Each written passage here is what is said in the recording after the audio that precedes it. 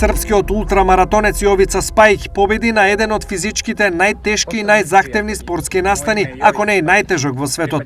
Познат и како припадник на специјалната антитерористичка единица САј, тој со години ги поместува границите на издржливост и овој пат тоа го направи во својот трет обид на ултрамаратонот Юкон Арктик. Трката од 482,8 километри принуди многу надпреварувачи да се откажат, а Јовица ја започна трката од 4 февруари и доминираше од почеток до крај.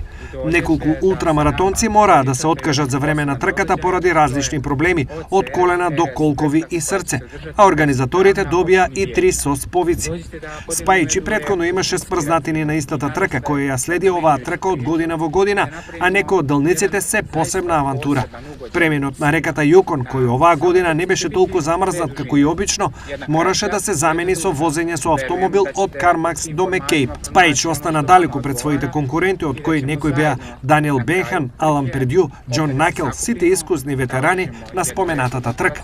Единствениот услов е некој да го заврши, а вие можете да изберете да одите на велосипед, ски или пешки, а Спајќ тргнал пешки.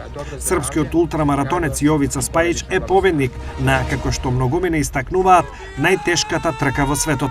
Станува збор за трката Юкон Арктик Ултра, која трае 483 километри и се одржува во речиси нехумани услови.